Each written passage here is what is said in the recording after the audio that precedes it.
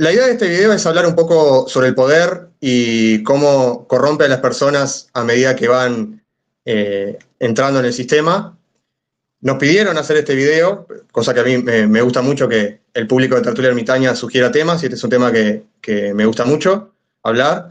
Vamos a hablar con Fran. Él habla mucho siempre de los incentivos, por eso me parece una persona ideal para tratar estos temas. Fran, bueno, primero bienvenido una vez más a Tertulia Ermitaña, un placer para nosotros. Y segundo, quiero preguntarte una cosa. ¿Vos crees que se puede hacer carrera política manteniendo los ideales, sea cuales sean, ¿no? Puede ser liberales, comunistas, lo que sea. ¿Crees que se puede, bueno, suponiendo que tienen ideales, porque los políticos ya de por sí son personas que no tienen muchos ideales, pero suponiendo que los tengan, ¿crees que se puede hacer carrera política manteniendo esos ideales? Bueno, a ver, es una pregunta un poquito, o sea, es simple la pregunta, pero la respuesta es un poco compleja. Primero que nada, y esto en sí es el tema, no sé si decirlo el más importante, pero el punto es que hay que tener perspectiva y hay que tener en cuenta qué es lo que es el Estado. O sea, el Estado, desde mi punto de vista, es el monopolio ilegítimo de la fuerza. ¿Qué quiere decir ilegítimo? Que no procede del pueblo. O sea, que no existe el contrato social. Es decir, no es ni el DNI, ni el voto, ni la Constitución, ni la ley, ni la Carta de Ciudadana, en el caso para los extranjeros. A lo que me refiero en ese sentido es también a la nacionalidad argentina, etcétera, etcétera. Más allá de que ese es otro debate, una respuesta contundente a tu pregunta es que, a ver, mira, si vos vas a mantener ideales y vos sos un partido pequeño, cuando vos entras a la política va a haber un montón de partidos que van a querer el poder. Y el punto es que vos te vas a ensuciar con ellos. Y lo que está haciendo, desde mi punto de vista, acá nos vamos a meter en el tema de Javier Milei, es que si vos vas a tener que acarrear gente. Porque si, por ejemplo, tenés ¿cómo decirlo? Si te hacen falta personas cualificadas para los cargos, es inevitable de que para tratar de mantener tus ideales lo más posible, vas a empezar a acarrear y decir, bueno, a ver, ¿quién es el que más zafa de cada partido o quién es el más interesado en estar, bueno, en entrar a mi partido, de que en este caso yo he ganado las elecciones? Y eso, desde mi punto de vista, es embarrarte, porque vas a meter, digamos, dentro de tus ideales a políticos o a personas que han estado en las funciones públicas, pero que no mantienen en sí tus ideales dentro de todo. Y eso a largo plazo es evidente de que va a crear unas fricciones y puede llegar a darse el resultado de que a muy largo plazo el partido se divida. Ahora, por el otro lado, hay que tener en cuenta los incentivos que genera un monopolio. Los incentivos que generan un monopolio es a que siempre tienden a expandirse. Así que prácticamente hay una gran posibilidad desde que cualquier partido que suba al poder que ha ganado las elecciones se corrompa. Así que aunque en este caso, por ejemplo, Javier Milei trate de agarrar y llevar la situación a que el Estado cumpla un rol menos protagónico, hay un gran riesgo interno de que sus compañeros, o los que en este caso ha sumado recientemente a su partido, de la Libertad Avanza, no lo acompañen. Es decir, de que se pueden llegar a corromper tarde o temprano. Y esto es algo que realmente se ha dado también a lo largo de la historia, ¿no? O sea, siempre es lo mismo. El Estado siempre termina expandiéndose a largo plazo. Siempre, sí, siempre ha ocurrido prácticamente lo mismo. O sea, dentro del sistema no se cambia nada para mí. Creo que esa sería una respuesta bastante acertada. Y más sobre todo, por ejemplo, si en el mejor de los casos incluso mejora la condición económica. Porque si el Estado comienza a ser cada vez más eficiente, comienza a ocupar un rol cada vez menos protagónico y la economía va a empezar a crecer, piénsese de que si a largo plazo el Estado establece un impuesto, no va a recaudar lo que ahora recauda, va a recaudar muchísimo más. Así que los incentivos a expandir el Estado, fruto de ese beneficio ilícito, se incrementan. Además, la perspectiva de la gente cambia, o sea, la gente va a empezar a bajar la guardia, ya no va a ver al Estado tanto como un problema como lo va a ver ahora, puesto que la economía va a estar en crecimiento y realmente a la gente no le va a importar mucho el rol que va a empezar a ocupar el Estado. Por ejemplo, si el sector privado puede soportar una gran carga impositiva, siempre y cuando eso no moleste a la gente le va a dar completamente igual, porque de nuevo la economía va a mejorar muchísimo. Y eso es lo que de hecho ocurre en los países de primer mundo. Por eso cuando un estado de primer mundo se expande, a la gente en general no le molesta mucho. De hecho, por ejemplo, principalmente en Suiza, más específicamente en lo que es Finlandia o Suecia, no, que está el estado de bienestar, no lo ven como un problema.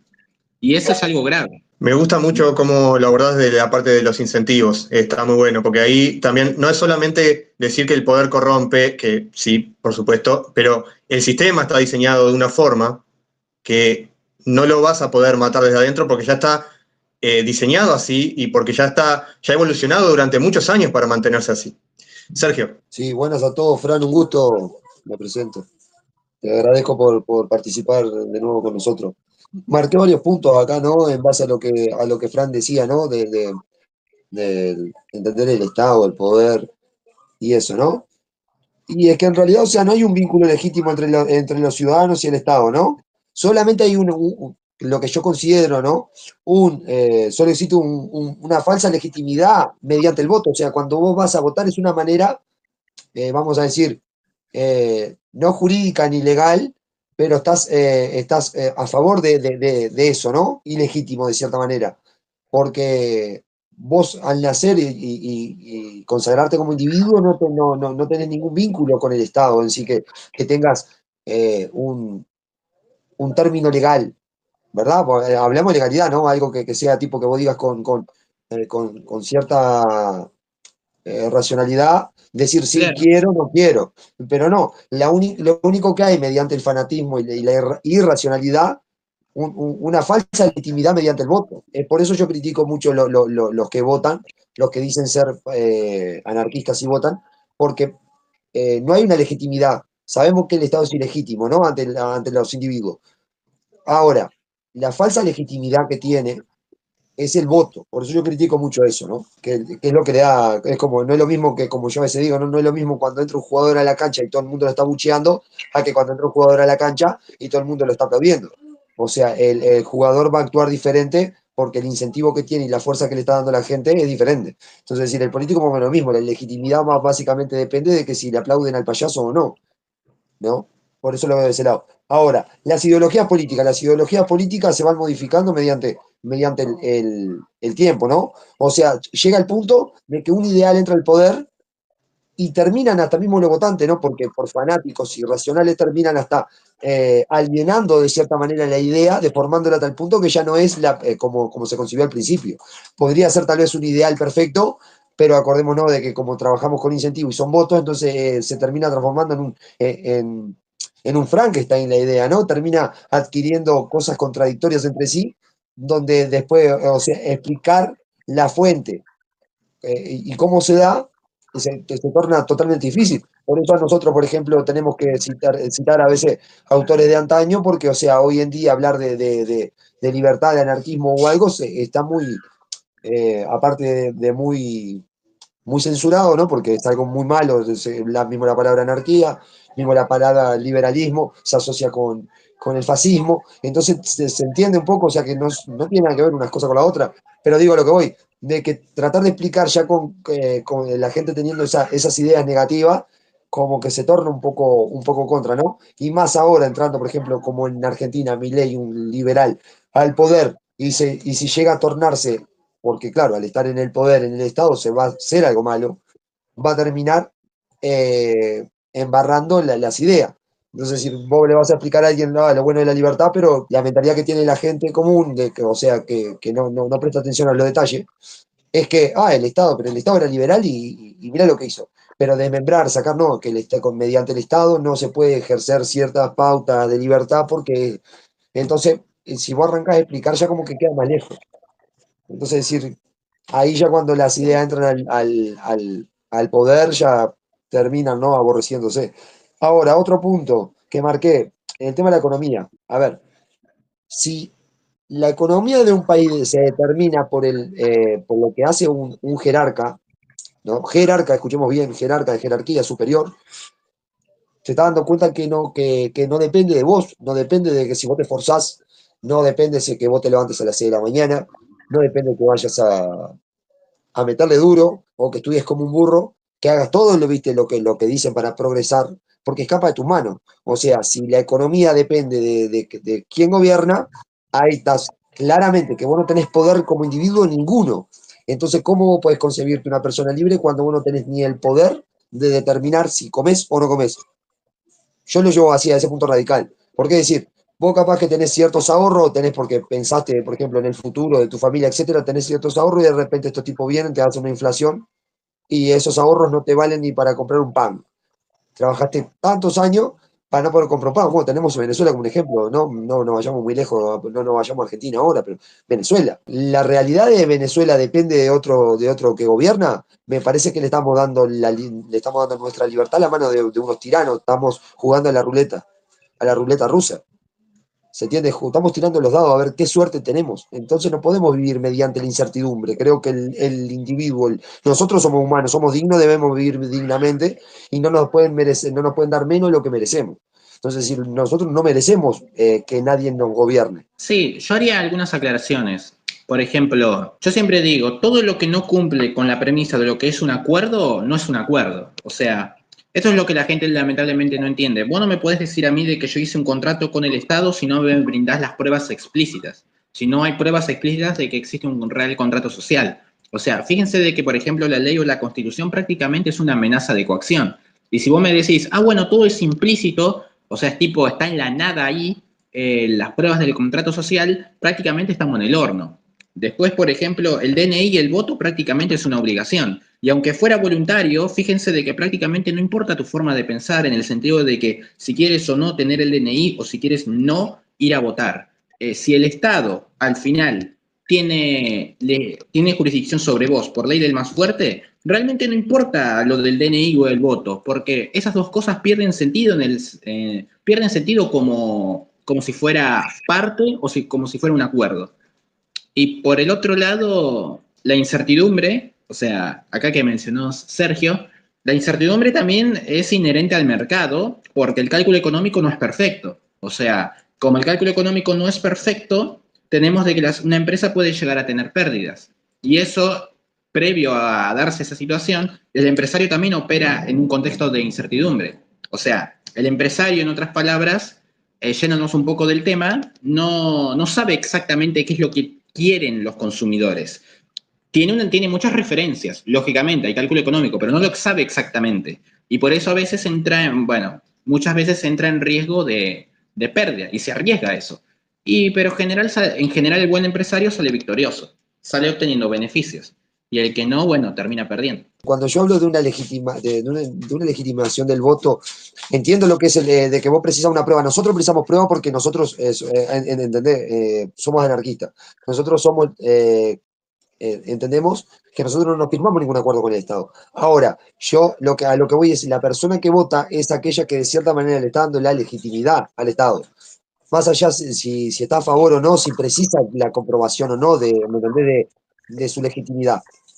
Esa es la aclaración, no hacia nosotros. Nosotros claramente, nosotros sí necesitamos a ver, no necesitamos ni prueba, o sea, necesitamos que no nos gobiernen directamente, o sea, no necesitamos ni probarle nada a nadie. Creo que es más claro imposible. Ahora bien, en el tema de lo que es el tema de la economía, lo que citaste recién, digo, a ver, cuando vos sos empresario sabemos que trabajás con cierto grado de incertidumbre, pero el poder de las decisiones lo tomas vos, pues tomar decisiones que te van a afectar a vos directamente o no, que tampoco directamente porque tenés un grupo de personas que pueden quedar sin trabajo, no. Pero ahora lo que voy es eso, te podés mover porque el incentivo es la ganancia, porque vos no querés incentivarte para perder. Ahora, estos que gobiernan, ¿no? Que sabemos que la economía es, para mí, la mejor economía, la que no se controla, ¿no? Que la espontaneidad, cuando la querés controlar, es como controlar la incertidumbre, no podés controlar la incertidumbre, no podés controlar lo que puede querer la gente. Entonces, es decir, cuando querés mantener eso, ahí la vas a pifiar, o capaz que beneficias a un grupo y vas a beneficiar a otro. Por eso es lo malo de tener una economía que dependa de un Estado. Ahora, cuando depende de vos mismo, y bueno, te tendrás que rearmar o algo, o sea, porque sos vos, tus ideas y cómo la vas a llevar a cabo. Si arrancás vendiendo una cosa y te vas adaptando, te vas agrandando o te mantenés en ese nivel.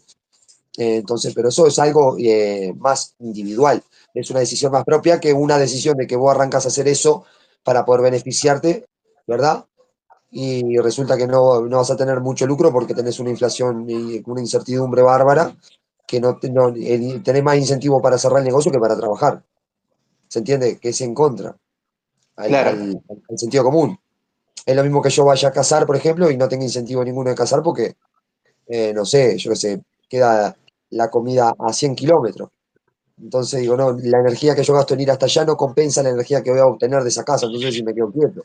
Que básicamente acá es más o menos lo mismo, la energía que vas a gastar en abrir un negocio sabiendo que después van a venir estos locos y con una inflación o te van a golpear la puerta para cobrarte impuestos absurdos, que se le ocurrieron a ellos, tenés más incentivo para no hacer nada que para hacer algo. Ya no depende de vos eso de querer salir adelante, muchas veces. Fran, teniendo en cuenta todo eso que explicaste muy bien, porque el tema de los incentivos, hay algunos que piensan que es algo como que es algo determinista, ¿no? O sea, no se trata de determinismo, se trata de lógica. O sea, hay incentivos que generan que las probabilidades se muevan para un lado o para el otro. Eso es así, es lógica. No estamos hablando de que la acción humana sea determinista ni nada de eso. Eso es otro tema. Ahora, sabiendo eso, puede haber buenas intenciones, por ejemplo, Milei, ¿no? Milei, yo no creo que sea estúpido. Sabe estas cosas.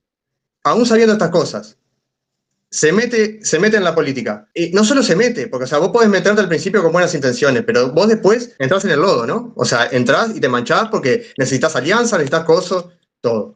Entonces, sabe lo que está haciendo. No son buenas las intenciones. Digo, no sé si coincidís conmigo en esto. No creo que pueda haber buenas intenciones.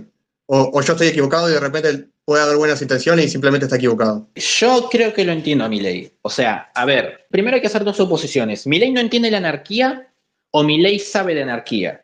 Si Milei sabe de anarquía, ¿sí? Primero que nada hay que destacar que es un caraduera y un mentiroso porque yo sinceramente no entiendo de dónde saca el valor de decirle a la gente conmigo va a venir la libertad y todo eso si sabe que como resultado se va a fortalecer el Estado, ¿sí? Y todo lo que eso acarrea. Pero el punto es, ¿qué es lo que se traduce como buenas intenciones? Porque yo creo que Milei, cuando dice, conmigo va a venir a la libertad y todo eso, solamente quiere que el pueblo progrese, que al pueblo le vaya bien y todo eso, y deja como una cuestión secundaria al Estado. O sea, es tipo, no importa si el Estado tiene mucho poder sobre el individuo, si le puede llegar a vigilar y todas esas cosas. Simplemente quiero llegar a este objetivo y si sé de que si yo llego a ese objetivo, todo el mundo mejora, ¿sí? Y la Argentina se convierte en potencia, nada más importa. Solamente eso hasta ahí. Y después que venga todo lo demás. Es decir, que la tecnología avance, que según desde mi punto de vista, eso realmente nos va a llegar a la anarquía y todas esas cosas. Solamente quiero el bienestar del pueblo y nada más, y deja lo demás como un aspecto secundario. Eso es lo que yo estoy notando. De hecho, fíjense que cuando, no sé si la gente esto lo sabe, pero cuando yo le encaré a Milei, porque lo mencioné directamente y le hice varias críticas diciendo, no, mira, tú no estás promoviendo libertad ni nada de eso, directamente él me bloqueó. O sea, yo creo que él ya sabe lo que va a generar, pero no le interesa, solamente ve el bienestar del pueblo. Lástima que no ve cómo piensa la gente, porque todo eso se le va a dar vuelta a futuro, es bastante obvio. O sea, fíjense los propios seguidores de Milei, cuando dicen todo dentro de la ley, nada fuera de la ley. O sea, hacen un copia y pega de lo que sigue el líder político. O sea, ya ahí la mentalidad estatista está tan arraigada que realmente yo, sinceramente, en todo este éxtasis de ser el presidente y todo eso, no le está dando mucha bola a eso. Y es un grave error, porque se le va a dar vuelta. Es bastante obvio esto. Le importa el bienestar de la gente a corto plazo, ¿no? Porque, o sea, evidentemente, como vos estás diciendo, a largo plazo se le va a dar vuelta a todo y los más estatistas que él, después del gobierno de él, van a agarrar un Estado con los números saneados, ¿no? Y van a tener más poder todavía. Yo quiero hacer una aclaración, por eso la batalla cultural yo considero que es muy importante, ¿no? Porque hablando de mercado y de incentivos, ¿no? Si vos hay cantidad de ovejas sueltas, siempre va a haber un pastor para ese rebaño, ¿no? Yo creo que el tema está en eso, de los famosos leones de Milei que traten de ser ovejas, porque son ovejas, no son leones. Entonces, decir, que vean más allá, en general, ¿no? O sea, cuando no tengan incentivo los políticos de hacer política, porque la gente va a hacer... yo siempre hago esta acotación, hago el ejemplo del padre y el hijo, ¿no? El hijo, como todavía no se puede solventar por sí solo, depende del padre y el padre tiene que dictar ciertas normas porque es la responsabilidad del padre el hijo, ¿no? Entonces, es decir, hoy la población es como un niño.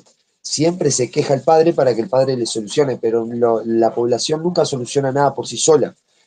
Entonces genera ese estado de dependencia y le demanda al poder de turno X cosa porque como que son incapaces la población misma de solventar o solucionar. Entonces, al estar pidiendo siempre a papá que le hagan las cosas, porque son incompetentes, porque no lo pueden, no tienen ideas propias como para para resolver un problema, terminan eso. Es decir, papá se empodera y actúa de manera con ese rostro, ¿no? Porque hacen un hospital o una calle y se sacan fotos como que son los salvadores del pueblo, cuando en realidad estás haciendo eso con la plata que yo te estoy dando. Entonces, es decir, cuando nosotros aplaudimos eso, nos damos cuenta el nivel de estupidez que hay. Yo quiero criticar mucho a la gente a eso. No nos damos cuenta que somos como estúpidos, nos están viendo la cara de nabo. Entonces, si ellos tienen toda la potestad de decir, y si se sube alguno en el poder y haga lo que haga, está totalmente válido porque la gente es boba. ¿Qué querés que te diga? Yo quiero hacer una crítica, porque hay que hacerla. Tiene que haber alguien que se ponga los pantalones y diga, somos unos pelotudos. Tenemos que parar de seguirme creyendo que por ese camino vamos a solucionar algo, ¿entendés? Porque al contrario, el que entra en el poder, porque cuando nosotros elegimos otra persona, mediante el mecanismo del voto, sabiendo todo que es ilegítimo y todo, lo único que estamos diciendo es que, ay, que venga otro que venga a salvarme porque yo no puedo, tengo las manos atadas. Y va a seguir esa rosca infinitamente, hasta que nosotros maduremos, ¿no? Tenemos que crecer, tenemos que madurar, tenemos que dejar de depender de papá y ser libre. La libertad es eso, de la independencia individual. El problema ahí es que prácticamente la gente busca una salida fácil, por eso triunfó Milei. O sea, a ver, fíjense que en todo este contexto hay incentivos de sobra para ir al mercado en negro. Y sin embargo a la gente no ve eso. O sea, a la hora de buscar una salida, solamente buscan una salida a través de la educación que han recibido. ¿Y qué es lo que dice... ¿Qué es lo que te dice la educación que recibiste desde el Estado? Ah, bueno, espérate 4 años, espera que un político que te guste mucho se presente, pues vótalo y que ese suba al poder y que todo se arregle desde dentro del sistema. No sabe la gente que realmente el poder actualmente lo tiene más la gente en la práctica que el Estado, porque el Estado hace absolutamente en la actualidad todo mal, ¿sí? Antes de que suba mi ley y lo mejore todo. O sea, prácticamente fíjense de que la gente a veces dice, yo no quiero que los planeros cobren planes, ni nada de eso. Oye, mira, pero el Estado está cada vez recaudando menos. O sea, no, el ejército está en sus funciones mínimas, por ejemplo.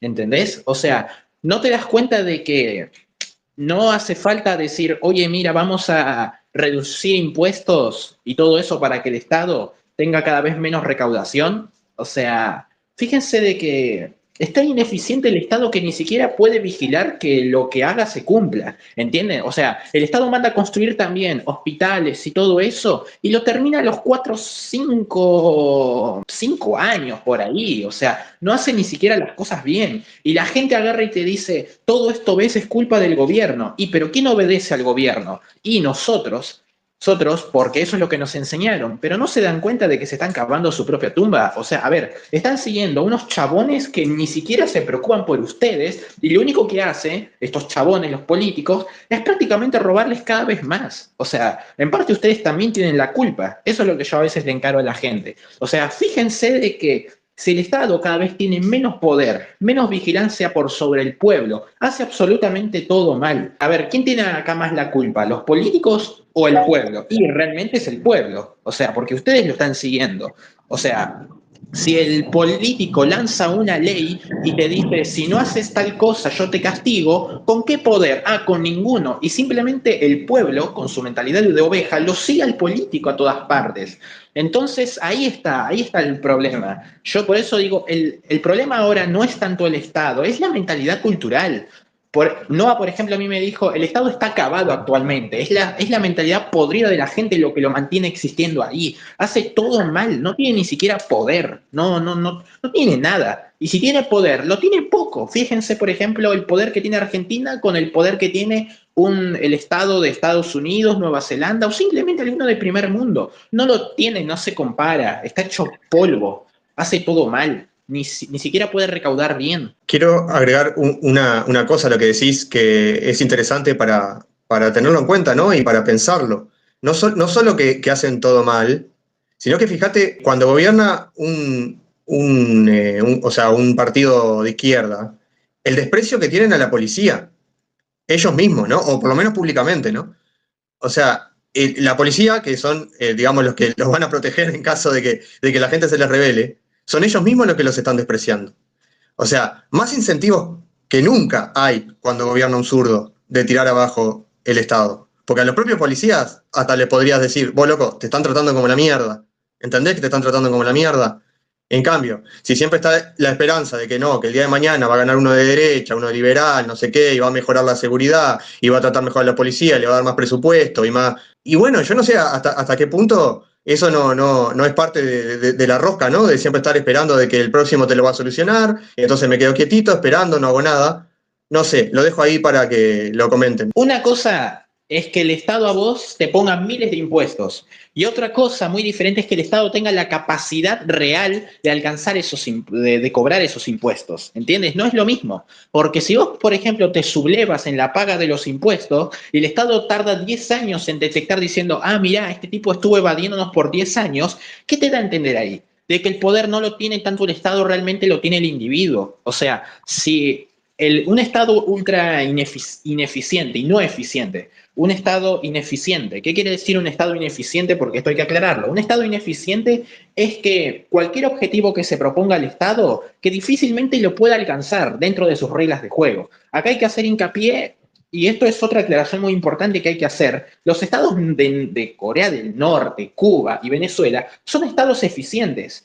¿Por qué lo digo? Porque, a ver, una cosa es que en papel, en hoja y lápiz, diga, el Estado cumple 1500 funciones, ¿sí? Y otra cosa es que en la práctica vos veas que desde esas 1500 el Estado solamente se preocupa en cumplir 5 funciones, ¿sí? Y esas 5 funciones las cumple relativamente muy bien, relativamente de manera eficiente. Si vos sos venezolano y haces una enorme movilización y ves que el Estado te reprime con una violencia muy grande, esa reprimenda no es característica de un Estado ineficiente, es todo lo contrario. El Estado tiene la capacidad de movilizar recursos, de gestionar los recursos con no tanta corrupción en esas áreas específicas y tiene el control sobre el pueblo. Lo mismo, fíjense, en Corea del Norte con el ejército se está expandiendo. La Unión Soviética, este es otro más.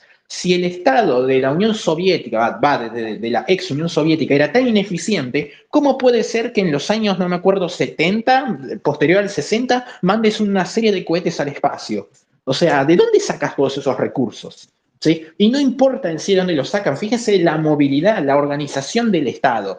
También en reprimir a la gente en lo que era la Unión Soviética, era una facilidad muy alta, ¿entiendes? Puede haber puede haber un montón de corrupción por todas partes, no digo que no haya corrupción, pero fíjense cómo se moviliza el Estado cuando la gente lo pone en apuros, cuando la casta política, por así decirlo, evalúa la situación y quiere reprimir a la gente, no tiene tantos problemas. En Cuba esto se ve más, ¿sí? La gente le tiene terror al Estado. ¿Y cómo puede ser eso si es ineficiente?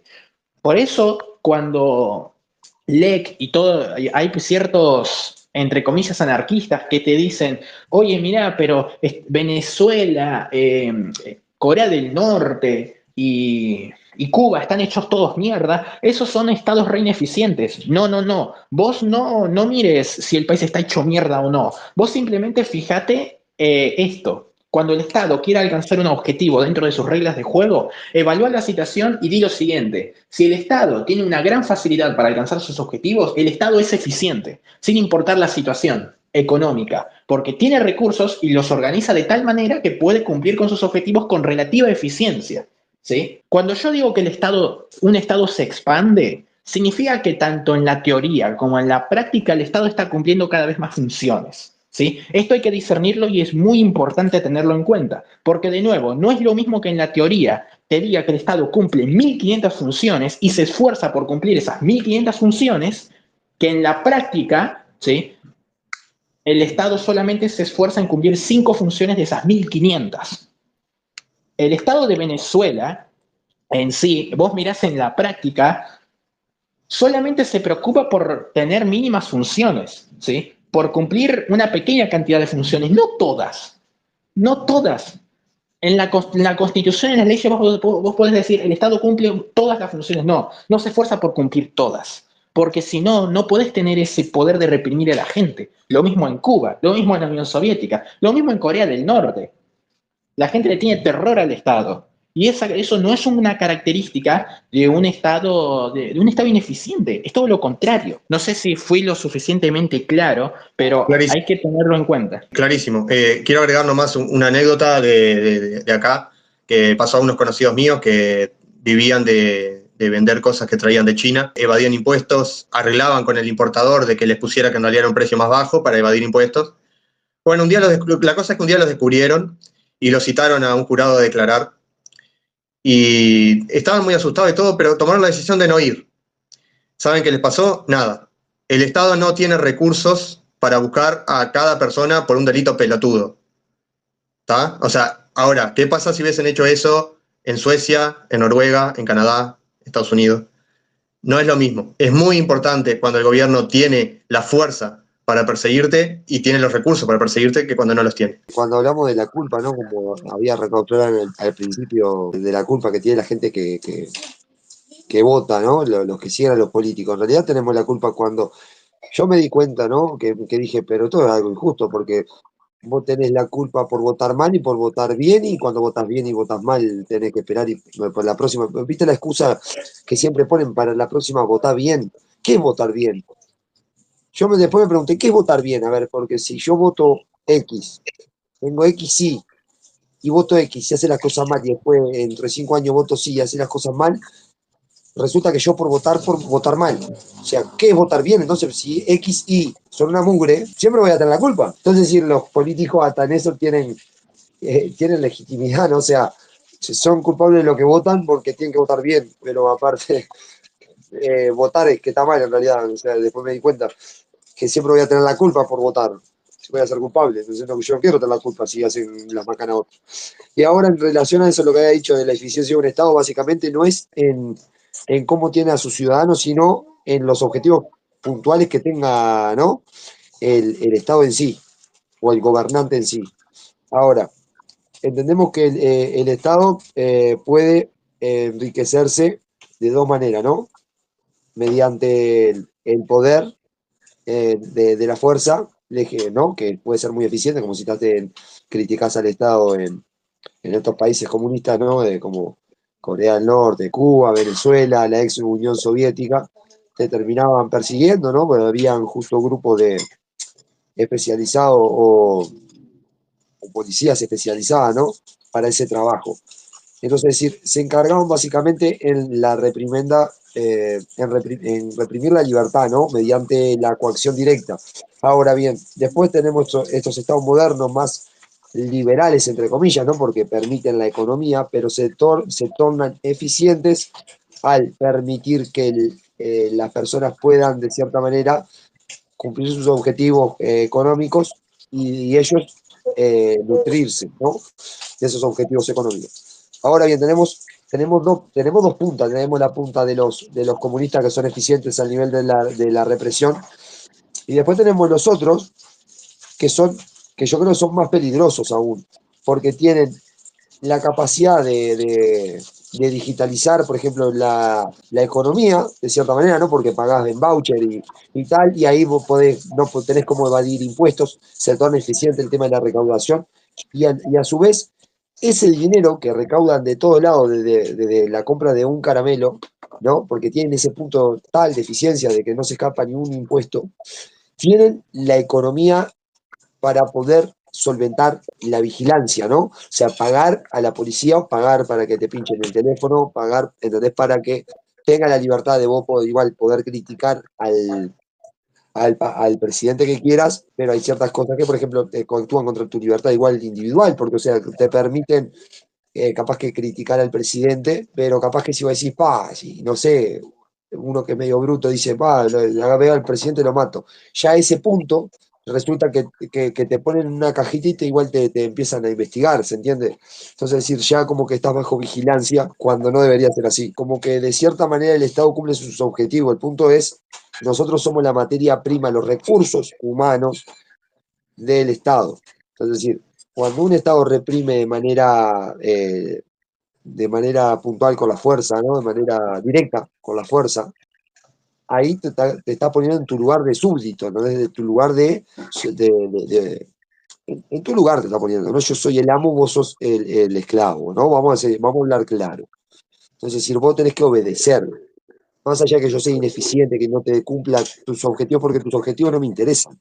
Entonces, voy a ejercer la fuerza para callarte y silenciarte. Ahora bien, estos otros resultan que capaz que te dejan carta libre, pero para que vos puedas crecer económicamente, porque ellos ganan con eso. ¿Se entiende? Pero al mismo tiempo te tienen vigilado en caso que vos quieras hacer algo contra el Estado, ya ellos tienen el poder económico gracias a vos, claro, de poder ellos defenderse, porque como vos le das el dinero, porque te lo roban, no se lo das, te lo roban, ellos pueden legítimamente defenderse porque tienen recursos de sobra para hacerlo. A mí me llama la atención mucho algo, volviendo al tema del poder y cómo funciona el Estado y los incentivos. A ver, si nosotros, que no somos grandes intelectuales, es más, nosotros somos relativamente bastante jóvenes, es más, vos, Fran, ¿qué edad tenés, Fran? 21. 21, o sea, despegadísimo. Si nosotros podemos comprender estas cosas, ¿cómo puede ser que grandes intelectuales, supuestamente anarquistas, anarcocapitalistas, que han estudiado estos temas por muchos años, ahora festejen el tema de Milei, de que Milei haya llegado a la presidencia? ¿Cómo? O sea, yo lo que no entiendo, o sea, ¿es deshonestidad intelectual? ¿Es ignorancia? ¿O es desesperación? Porque, bueno, quiero ver en vida algo, quiero ver algo antes de morirme. ¿Cuál es tu análisis con respecto a eso, Fran? O sea, a mí me llama mucho la atención. Incluso una persona que supuestamente siempre estuvo en contra de Milei y ahora sale en la televisión diciendo que lo quiere asesorar, que está dispuesto a asesorarlo. ¿Cómo puede ser que se rindan así? No lo entiendo. Bueno, a ver, con respecto a lo último, Giacomini posteriormente hizo una aclaración con respecto a eso, diciendo que yo no lo voy a asesorar a Milei, pero si Milei paga por mis servicios, yo ahí sí estoy dispuesto a dárselo. O sea, ahí es como más o menos lo mismo, porque en sí la respuesta contundente y de una debería ser no, porque es un político. O sea, es un ladrón, es un estafador, es un mentiroso. O sea, que trata de arreglar todo desde dentro del sistema y quiere hacer mucho más fuerte al Estado. Y ahí Giacomini, todo el mundo sabe de que Giacomini está en contra, lógicamente, del Estado y piensa que la solución, por encima de todas las cosas, se viene desde el mercado negro, desde afuera. De hecho, fíjense que cuando el mercado negro se expande, Giacomini agarra y festeja. Entonces yo no entiendo por qué estaría dispuesto a brindarle el servicio a Milei si es que Milei se ve interesado por los servicios que puede llegar a brindar Giacomini y pagar por eso. O sea, no, Giacomini le tendría que decir, mira, no me importa si vos estás interesado en mis servicios y quieres pagar por ellos, vos sos un político y por lo tanto no te voy a dar el servicio. Y ahora, con respecto a los otros autores, que puede ser tranquilamente Jesús Huerta de Soto, por ejemplo, eh, yo pienso de que, a ver, no sé el conocimiento, qué tanto conocimiento tiene Jesús Huerta de Soto con respecto a lo que es el algoritmo, la contraeconomía y nuestra estrategia para llegar a un orden social privado. Así que acá hay dos opciones. Ignorancia más mente de quiero ver un cambio antes de morir, ¿sí? O si lo sabe, es lo mismo del anterior. O sea, es tipo, yo lo sé, pero quiero ver algo antes de que me muera. No es ignorancia, sé todo lo que eso acarrea, pero quiero ver esas cosas. O sea, quiero ver que todo progrese. A pesar de que es más de lo mismo. Yo creo de que en ese sentido es tipo como una burbuja, porque es una ilusión, ¿no? Porque se da la apariencia de que realmente hay anarquía, porque el mercado se va a volver mucho más fuerte, ¿no? Muchísimo más grande y el Estado, entre comillas, se va a volver mucho más chico, da esa apariencia porque va a cumplir muy pocas funciones, pero en la realidad es la contraria. O sea, yo creo que esa es la respuesta más adecuada, porque si no, no hay otra explicación. Si no, todo el mundo diría, lamentamos que Javier Milei haya pregonado las ideas de la libertad y que todo esto se solucione desde dentro del sistema, ¿no? Libertad en el sentido de que todo dentro del Estado, todo se soluciona adentro de sí, del sistema y no por fuera. O sea, te tendría que decir algo en ese sentido, ¿no? Sí, algo de la línea Giacomini, por así decirlo, pero no, es todo lo contrario.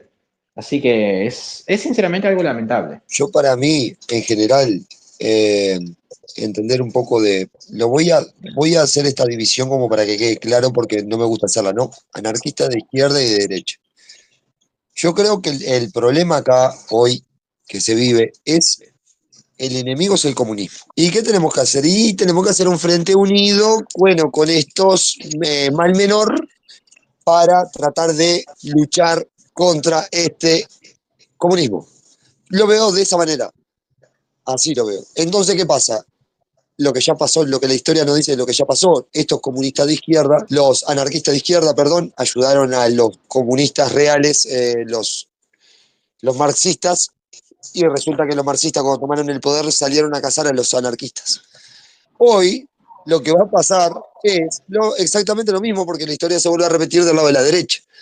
La derecha, después que el comunismo estatal tomó poder, quedó desplazado, el liberalismo clásico quedó desplazado y muy prostituido, con un claro tinte demócrata, socialdemócrata, tomó un poder enorme el comunismo. Ahora, estos anarquistas, los anarcocapitalistas, tienen como un enemigo al comunismo. Se prostituyen y se bajan los pantalones para que estos liberales clásicos, diríamos, o cualquier boludo de derecha que esté ahí para hacerle frente al comunismo, ellos lo van a apoyar, porque la idea no es la idea de la anarquía, sino es la idea de derrotar al otro. Pero no nos damos cuenta de que al ser anarquista estamos por fuera de esa lucha, de esa pelea primitiva por el poder. ¿Por qué? Porque el poder va a buscar el poder. Mentira que vos, anarcocapitalista, cuando entre hoy un Milei o entre, no sé, un Lacalle Pou en Uruguay, te va a dar un tinte de un pedazo de tierra para que vos puedas hacer tu ancapia. Mentira. Al contrario, capaz que te da esa potestad y resulta que después te termina rodeando con policías para cobrarte los impuestos. Entonces, es decir, estamos buscando en realidad enemigos imaginarios para poder tener algo en qué distraernos. Utilizamos capaz la bandera del anarquismo porque queremos formar parte de un grupo, pero en realidad estamos lejos de serlo. Estamos lejos de ser anarquistas. Y lo hablo en general porque capaz que uno puede estar fallando y puede estar, no sé, me voy a poner también en tela de juicio, ¿no? Para que cualquiera pueda criticarme si estoy fallando en alguna cosa como anarquista, porque la idea es buscar la verdad siempre, ¿no? Y buscar cualquier cosa que me lleve a la anarquía y no alejarme, como en este punto, ponerme a luchar, porque como odio al comunismo, me voy a alinear con los de derecha para poder hacerle un frente unido para beneficiar a la derecha. Con respecto a Alex, que dice de que a pesar de que no hay incentivos, o sea, de que el Estado sí o sí a largo plazo termina expandiéndose, hay incentivos políticos en el sentido de que, mira, todo el mundo está apoyando a Milei, así que es inevitable de que a largo plazo también la gente apoye a Javier Milei, y si la economía mejora, la gente lo va a apoyar todavía más a Javier Milei, entonces de esa manera se va a dar como resultado la anarquía a muy largo plazo. No tiene en cuenta, digamos, cómo el contexto influye sobre la mentalidad humana y más sobre la economía, porque todo está relacionado para mí a la economía. A ver, si una economía mejora, ¿sí? La gente no le va a prestar mucha atención al rol de nuevo que hace el Estado. Por lo tanto, es inevitable de que prácticamente la mentalidad de la gente, la mentalidad estatista de que, mira, todo se soluciona por dentro del sistema, ¿sí? No sea tanto a Javier Milei en el largo plazo. Es decir, va a llegar un momento en el cual la mentalidad de la gente no va a estar tan aferrada a Javier Milei, sino a otros partidos políticos. Si es que Javier Milei alcanza los objetivos que está proponiendo, ¿no? Que es que el Estado cumpla un rol cada vez menos protagónico. Porque, de nuevo, si la economía mejora y todo eso, la gente baja la guardia. O sea, ya no vas a estar pensando en, tengo que evadir impuestos o cómo puedo yo llegar a evadir impuestos de la manera más eficiente posible para que el Estado tenga cada vez menos recursos, ¿sí? O la política no va a ser tampoco un tema del que se va a hablar mucho porque todo va a estar muchísimo mejor. Entonces, a largo plazo es inevitable de que cuando un partido político promueva, por ejemplo, expandir al Estado, si alguien agarra y dice, che, mirá, supónganse de que, un ejemplo, el servicio de salud ha sido privatizado y funciona bien, pero hay unos pocos problemas. Si alguien dice, el Estado tiene que subsidiar o el Estado tiene que empezar a competir con el sistema de salud privado, etcétera, etcétera, esos discursos van a cobrar muchísima más fuerza porque el contexto es diferente. ¿Sí? Si yo digo eso ahora, no le va a impactar mucho a la gente, porque todo el Estado es una gran preocupación y toda la gente sabe cómo está el Estado actualmente. Si en el largo plazo la gente agarra y dice, el Estado tiene que intervenir más, ¿sí? Esos discursos van a cobrar fuerza y es inevitable de que, para mí, Javier Milei a largo plazo va a quedar completamente desplazado y partidos que no sean tan liberales van a subir al poder. Es inevitable eso. Así que ese argumento de que, mirá, hay incentivos políticos y todo eso, no estás teniendo en cuenta nada. Todo el contexto va a cambiar. Y por sobre todas las cosas, no estás teniendo en cuenta lo que es el Estado, que es un monopolio. Y siempre eso genera incentivos por parte de los políticos a expandir al Estado. O sea, nunca un Estado se va a mantener limitado por mucho tiempo. La historia ha demostrado eso. O sea, no trates de agarrar y cambiar de estrategia siguiendo el mismo curso, cuando ya se han intentado un montón de estrategias a lo largo de la historia y no han funcionado ninguna de ellas con respecto a mantener para siempre un estado limitado. No, esto es todo lo contrario para mí. Fran, 21 años, un crack, grande. Muchas gracias por haber participado en Tertulia una vez más. No, por nada. Adiós, Maxi. Un gusto en conocerte, Sergio. Bueno, hasta la próxima. Chau, chau. Adiós. Hasta la próxima.